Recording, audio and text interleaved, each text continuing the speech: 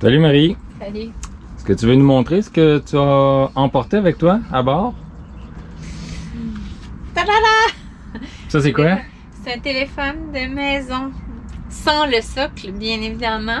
Ça va nous servir à beaucoup de choses, hein? Un téléphone de maison. Non, il ne faut pas perdre la position.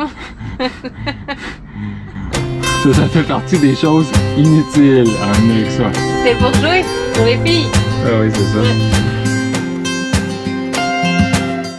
Notre journée débute par un éclusage dans la section du canal de Chambly où la dénivellation est la plus importante et la vue, par le fait même, la plus impressionnante. Effectivement, la différence entre le niveau de l'eau du bassin du Chambly et l'amont de la quatrième porte du canal est, selon les données cartographiques, de 9,5 mètres. Nous profitons également des conditions météo parfaites pour entamer la descente de la Richelieu, car, par beau temps, la rivière ressemble davantage à une autoroute chaotique qui n'est pas réellement adaptée pour un voilier dématé, surtout les jours de fin de semaine. Les filles sont aux manœuvres et il est clair que la journée précédente fut une bonne expérience. On voit qu'elles ont pris du galon. Il est aux alentours de 10 heures lorsque nous sortons du canal Chambly.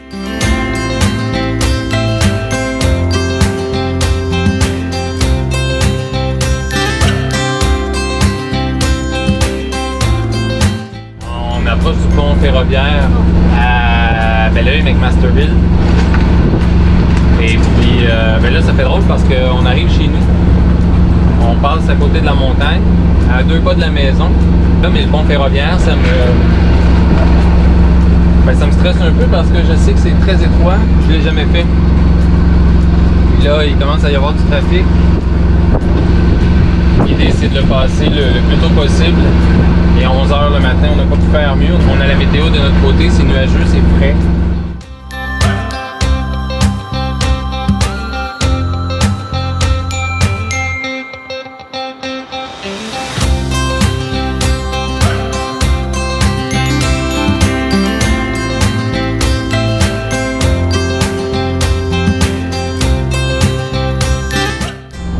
On arrive à Belleuil. Et on va passer sous le pont Jordi-Bonnet. Ça fait vraiment drôle parce que c'est le pont que je traverse tous les jours pour aller travailler à vélo. Je me dis toujours, à un moment donné, on passera ici, mais en bateau, sous le pont. La vision sur l'eau n'est pas du tout la même que celle qu'on a quand on passe sur la route. C'est vraiment un fun, c'est vraiment spécial. Mais pour l'instant, on savoure le moment.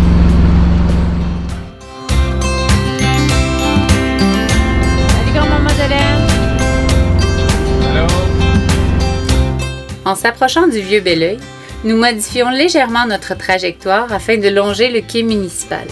Des membres de la famille nous y attendaient, histoire de nous souhaiter un bon voyage.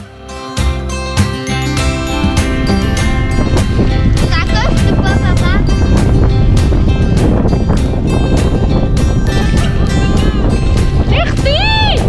Voilier Fuligul! On est la team Fuligul! Wouh! On vous aime! Bon voyage! On s'en va à Sorel! Salut! Bye!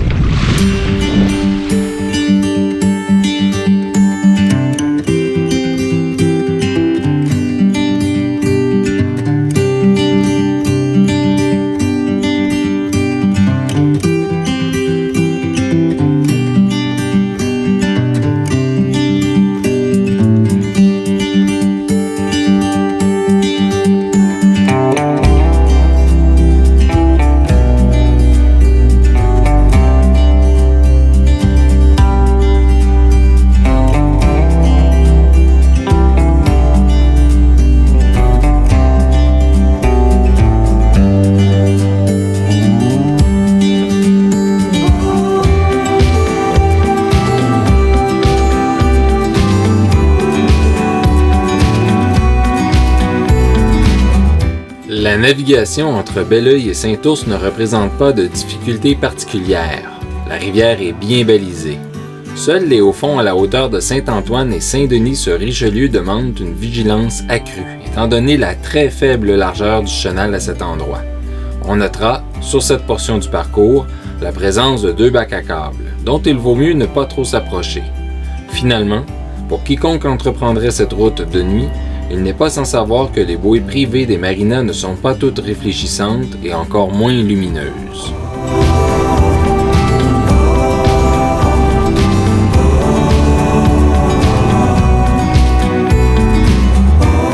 Nous observons un mouillage intéressant, bien protégé entre la rive est et l'île Jeannette. Peut-être pour l'an prochain.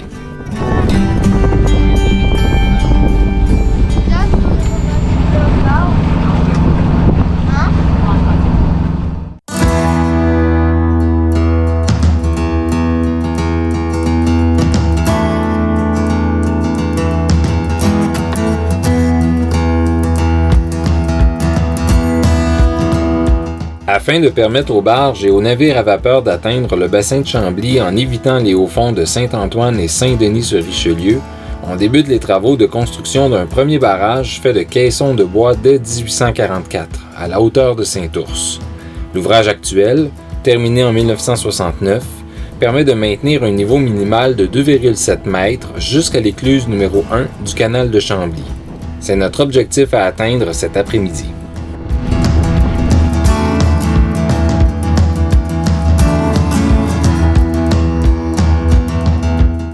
En approchant de l'embouchure du canal, nous accostons vis-à-vis la section du quai peinte en bleu, ce qui signifie que nous désirons un éclusage.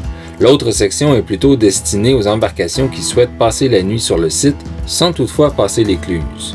Pour joindre le maître éclusier, on communique sur la voie 6-8 au VHF.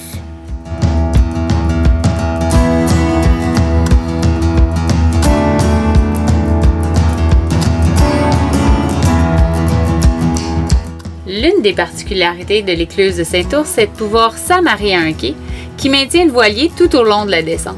On se la coule douce à Saint-Ours.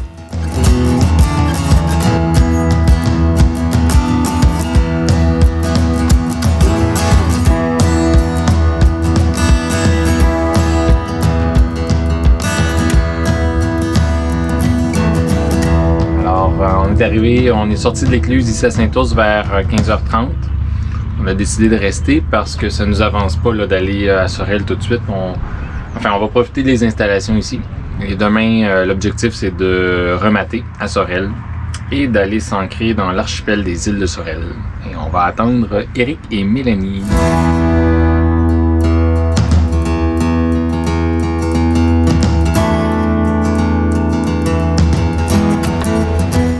Nous croisons 2 guides œuvrant au sein de l'organisme Covabar qui nous invitent à jeter un coup d'œil à la passe migratoire unique au monde Vianney-Legendre. Empruntent notamment l'esturgeon jaune, le chevalier cuivré et le chevalier de rivière. Une autre passe spéciale, genre d'escalier géant, a été ajoutée pour l'anguille d'Amérique. Ces installations, fonctionnelles depuis 2001, permettent aux différentes espèces de poissons menacés d'aller frayer dans leur habitat naturel, ce que la construction du barrage de Saint-Ours entrave depuis longtemps.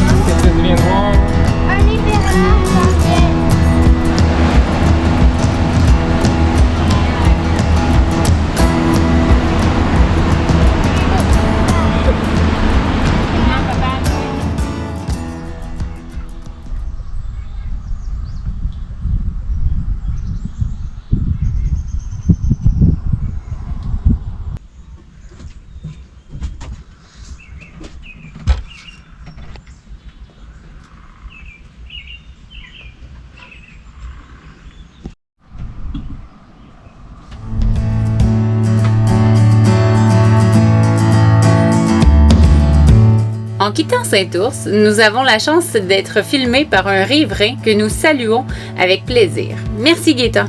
Voici donc Fuligule et son étrave font dans l'eau à vive allure. À son embouchure, la Richelieu devient sinueuse et nous sommes rapidement projetés dans un paysage intégrant d'importantes structures. Nous passons sous le pont Maurice-Martel, puis un ancien pont ferroviaire et finalement le pont Turcotte, avant d'entrevoir, enfin, le fleuve. Nous arrivons rapidement à la marina de Sorel, où nous entamons la procédure pour remater. Malheureusement, les conditions ne sont pas au rendez-vous. Un dimanche après-midi chaud et ensoleillé est synonyme d'un va-et-vient constant, ce qui produit beaucoup de vagues, en plus du vent soutenu. La chaleur est intense, nous avons hâte de quitter pour aller s'ancrer. Bref, ce n'est pas sans peine que nous réussissons au bout de 4 heures à effectuer la manœuvre et remettre en place ce qui est l'essence même d'un voilier, son mât.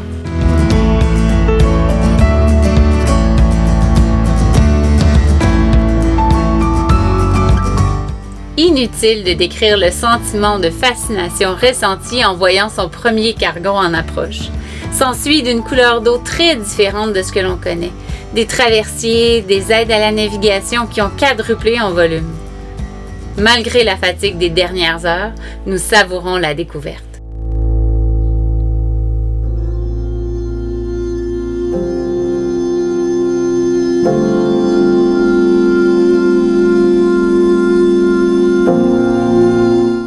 La navigation depuis Saint-Ours n'a présenté aucune difficulté particulière, si ce n'est la présence d'un bac à câbles pour la traverse de Saint-Roch-sur-Richelieu. La voie maritime, quant à elle, paraît si vaste en sortant de la Richelieu qu'il n'y a pas lieu de s'énerver. N'étant pas familier avec le secteur, nous n'hésitons pas à contourner largement les battures de l'île à la Pierre avant d'entrer dans le Grand Chenal et se rendre à notre lieu de mouillage. «